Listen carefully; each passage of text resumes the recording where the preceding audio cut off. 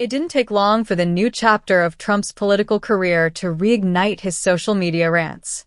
Just 48 hours after re-emerging on Truth Social, Donald Trump launched a scathing attack on California Governor Gavin Newsom. Trump's tirade came in response to Newsom's bold opposition to his newly proposed policies, which the California governor has branded as dangerous for citizens' rights and state autonomy. In what is now becoming a signature feud between the two leaders, Trump and Newsom have become figureheads in the battle between progressive state governance and Trump's MAGA-driven policy agenda. Today, we're going to break down how Newsom has become a leader of a growing resistance against Trump's plans and explore why his assertive, no-nonsense approach has struck such a chord with Democrats. But first, a quick reminder. Don't forget to like this video if you're here to stand against harmful policies and subscribe to our channel for daily updates on this story. Gavin Newsom's call to action, setting the stage. Let's rewind for a moment to get to the heart of why Gavin Newsom's stance against Trump has become so significant.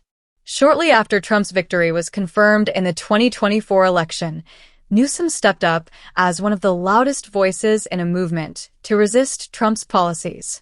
During a televised address, Newsom made his intentions clear. He would not sit back and watch the rights of Californians and Americans alike be dismantled. This isn't just political posturing.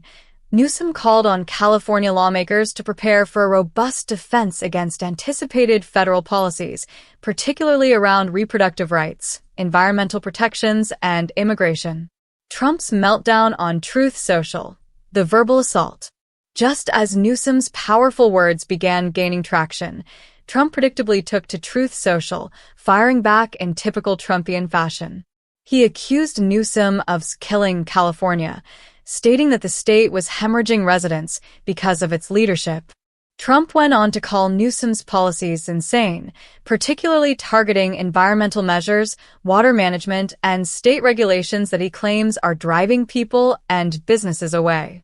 Trump's post also rehashed his typical grievances, accusing Newsom of presiding over an economy in shambles. It's worth noting, however, that Trump's comments about California's economic state are rooted more in rhetoric than reality. Despite the challenges, California remains an economic powerhouse. Newsom's rebuttal focused on this very fact, suggesting Trump is intentionally misleading Americans about the state of California to gain support for his administration's more conservative policies. Rallying the troops, Newsom's special legislative session.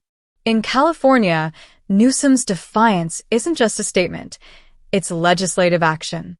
He recently announced a special session of the California legislature, planned for next month, to draft measures that will safeguard California values. This session, according to Newsom, will focus on creating a legal firewall around state policies that protect reproductive health, environmental protections, and voting rights, areas in which Trump's policies are expected to pose a direct threat.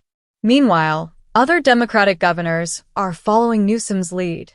Illinois Governor J.B. Pritzker and leaders in several blue states are reportedly mobilizing their legal teams to block Trump's anticipated federal mandates. These leaders are positioning their states as strongholds against federal overreach, committed to defending the rights of their citizens.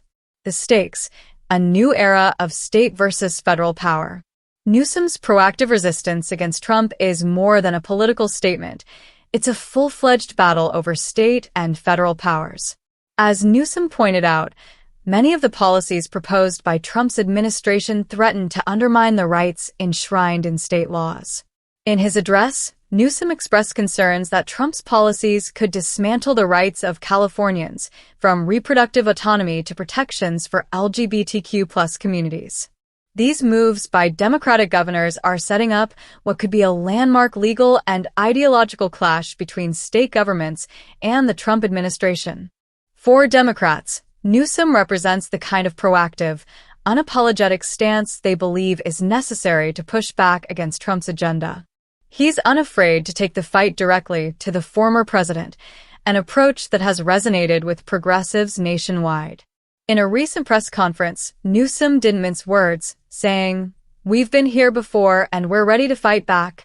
He underscored California's history of resilience, promising to uphold the rights of its nearly 39 million residents. Trump's mandate to keep promises, but at what cost? In his Truth Social posts, Trump rehashed his campaign mantra, promises made, promises kept, reiterating that he plans to stay true to his base by enacting the policies he championed during his campaign. But what exactly do those promises entail? Many of Trump's core policies include tax cuts for the wealthiest Americans, rollback on environmental protections, aggressive immigration enforcement, and a push to centralize voter ID laws, even if it encroaches on state authority.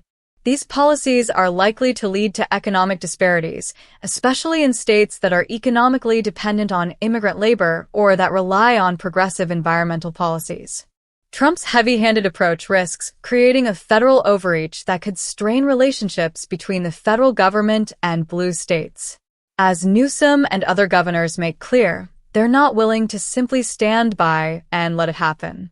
A look back, Trump's previous battles with blue states. This clash isn't new. Trump has long had a contentious relationship with states like California. During his first term, California sued the Trump administration over 120 times on issues ranging from environmental standards to healthcare access. Under Newsom's leadership, California has consistently acted as a counterbalance to federal policies that many in the state view as oppressive or backward. This time, however, the stakes are higher, with a reinvigorated Trump presidency emboldened by a popular vote majority. Newsom's vision: rallying Democrats to be bold.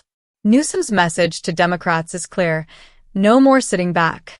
He argues that Democrats have long taken a polite approach, avoiding the kind of confrontational stance that Republicans have wielded so effectively. Newsom has been vocal in calling for a new era of Democratic politics, one that doesn't shy away from direct opposition to Trump's agenda. According to Newsom, if Democrats want to safeguard the progress of the last few decades, they need to be proactive and loud, pushing back on policies that erode fundamental freedoms. To underscore this, Newsom recently shared footage of his debate with Florida Governor Ron DeSantis, in which he held DeSantis accountable on gun safety, law enforcement, and civil rights. This kind of unapologetic, data-driven argumentation is what Newsom believes can win the fight against Trump's policies. As Trump takes office again, the stage is set for a fierce battle over the soul of America. Governor Gavin Newsom, backed by a coalition of Democratic leaders, is positioning himself as a defender of rights and values that Trump's policies could threaten. This showdown between Trump and Newsom isn't just about policies. It's about two vastly different visions for America. On one side, we have Trump, promising to enact policies that his supporters view as necessary reforms. On the other, we have Newsom, fighting to protect state autonomy and the rights of his citizens. As this saga unfolds, one thing is certain: the stakes are higher than ever, and the outcome will have lasting implications for the nation. With Newsom leading the charge, Democrats are gearing up for a new era of resistance.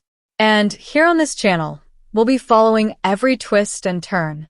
Stay tuned, and if you're ready to support this movement, subscribe to our channel, leave a like, and join the discussion in the comments. Together, we can be part of the fight for the future of our country.